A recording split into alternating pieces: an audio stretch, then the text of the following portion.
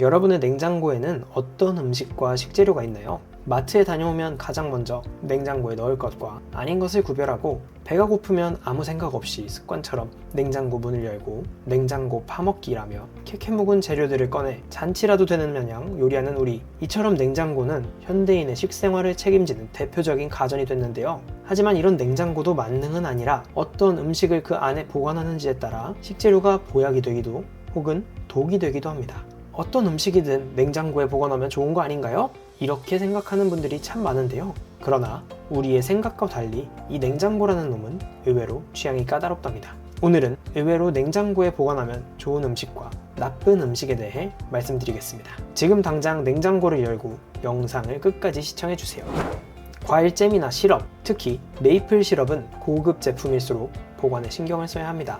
많은 분이 잼이나 시럽에 설탕이 다량 들어갔다는 이유로 상하기 어려울 것이라 생각을 하십니다.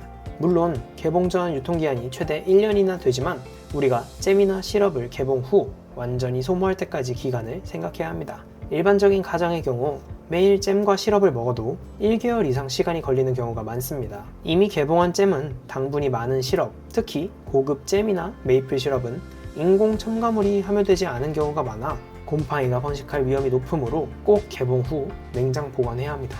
마치 간식 혹은 건강식품처럼 다뤄지는 견과류의 경우 주로 눈에 보이는 상온에 보관하는 경우가 많습니다. 실제 식품업체에서 견과류 보관 실태를 조사한 결과 30% 정도가 손이 닿을 수 있는 가까운 공간을, 25%는 주방이나 찬장에 보관하는 것으로 알려졌죠.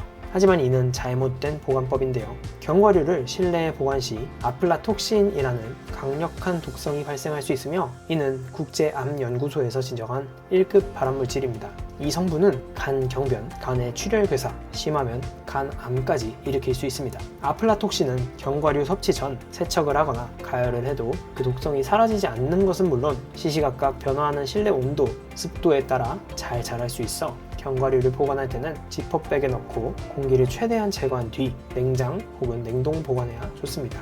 가정에 따라 다르지만 계란 역시 식탁이나 비교적 선선한 베란다 등에 보관을 하는 분들이 많습니다. 특히 대가족의 경우 계란을 한 번에 많이 구입해 일부는 냉장고에, 일부는 실내에 보관하는 경우가 있는데요. 하지만 이는 잘못된 방법입니다. 계란 껍질에는 수천 개의 미세 구멍이 존재하고 이를 통해 외부로 수분이나 이산화탄소를 배출할 수 있습니다. 다만 신기하게도 외부의 오염물질이 내부로 들어오지 못하도록 하는 작용을 하죠. 문제는 이 계란을 물로 세척했을 때입니다. 만약 계란을 물로 세척한다면 표면에 큐티클이 제거되고 외부의 오염물질이 침투가 쉬워집니다.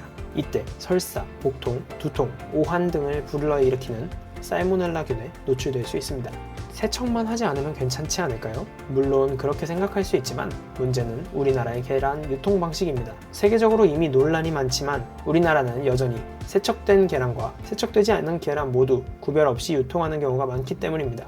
때문에 만약 계란을 구매하신다면 세척란인지 혹은 비세척란인지 꼭 구별하시고, 그게 어렵다면 냉장 보관을 통해 보관해야 합니다. 연구에 따르면 세척 계란 표면에 살모넬라균 침투 시 실온에서 대략 3주 후 문제 수준에 도달하고, 냉장 보관을 하면 6주가 지나도 박테리아 성장이 더뎌서 안전성을 높일 수 있다고 합니다.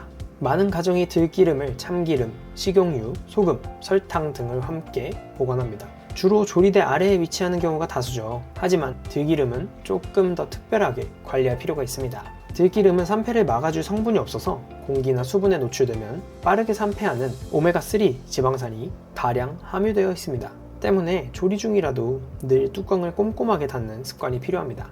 또한 들기름은 빛과 열에도 민감해 조리대 아래와 같이 열에 민감한 장소에 보관하지 마시고 병을 신문지나 검은 비닐로 감싸 냉장고 깊숙한 곳에 보관하는 것을 추천합니다. 옥수수는 상온에서 오래 보관하는 경우 단맛이 쉽게 빠지게 돼 빨리 소비하는 것이 좋습니다. 그게 어렵다면 옥수수를 냉장 보관하여 단맛을 유지하는 것이 좋습니다. 생옥수수의 경우 껍질과 수염을 제거하지 않으면 수분이 쉽게 빠질 수 있기 때문에 젖은 종이나 신문지를 감싸 밀폐 용기에 넣어 보관하는 것이 좋습니다. 삶은 옥수수는 껍질과 수염을 공기가 들어가지 않도록 랩으로 감싸 실온에서 열을 식히고 냉장고에 넣어서 보관하는 것이 좋습니다.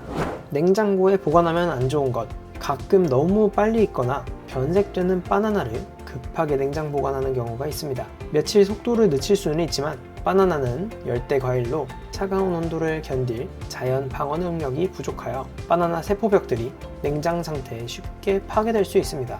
이때 바나나의 소화 효소를 잃는 것은 물론 쉽게 물컹해지며 검은색으로 변색될 수 있습니다.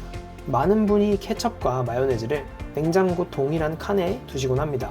하지만 마요네즈는 계란 노른자, 식초, 식용유, 소금을 섞어서 만든 것으로 너무 낮은 온도에서 보관을 하게 되면 식초와 기름이 분해되고 이를 통해 쉽게 변질될 수 있습니다. 마요네즈는 약 10도에서 30도 정도가 적당한 온도고 햇빛이 들지 않고 열기가 닿지 않는 곳에 보관하시고 이미 개봉되었거나 날씨가 더운 여름철 정도에만 냉장 보관하는 것을 추천합니다. 빵을 먹다가 남으면 자연스레 냉장 보관을 하게 됩니다. 하지만 나중에 생각이나 다시 꺼냈을 때는 맛이 없어 먹지 않는 경우가 많죠. 냉장고 안으로 들어간 빵은 온도로 인해 딱딱해지는 것은 물론 이상한 냄새까지도 나는데요. 이는 실온보다 낮은 온도에서 빵 속 탄수화물이 급속도로 결정화되기 때문입니다.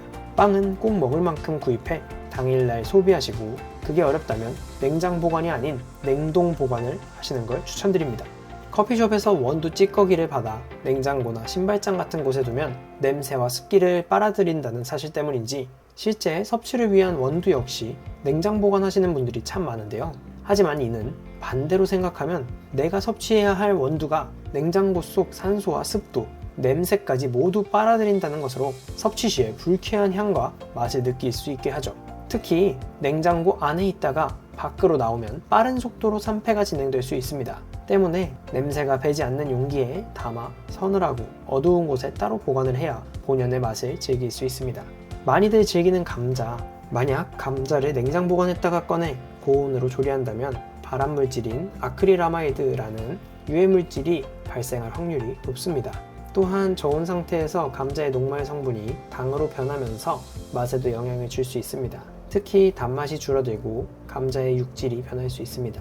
이 때문에 감자는 반드시 서늘하고 건조한 곳에 보관하시며 빛이 닿지 않도록 해야 합니다. 특히 빛을 받은 감자는 솔라닌이라는 독성 물질이 생길 수 있으니 반드시 보관에 주의가 필요합니다.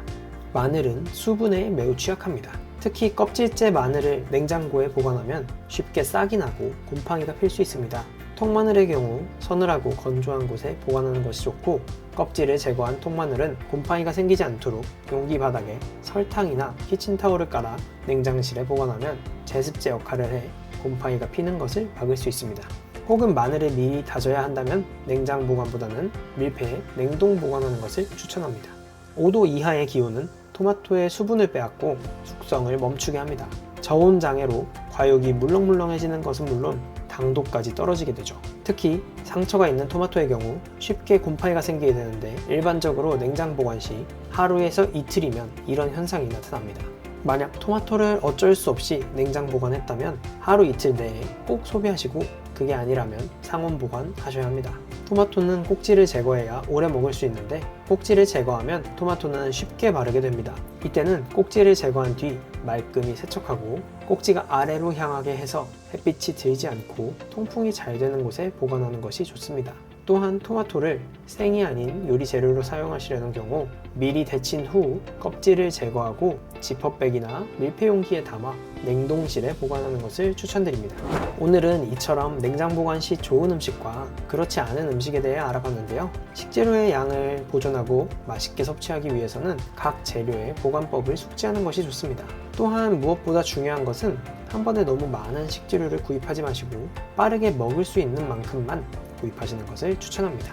우리의 냉장고 늘 안전하고 편리하다고만 생각했지만 언제나 만능은 아닌 것 같습니다. 자주 냉장고를 관리하시고 오래된 식재료를 정리하는 습관을 통해 좋은 음식만 드실 수 있었으면 합니다. 오늘 준비한 내용은 여기까지입니다. 영상의 내용이 도움이 되셨다면 주변의 소중한 분들께 공유해주세요. 영상 끝까지 시청해주셔서 감사합니다. 무병장수였습니다.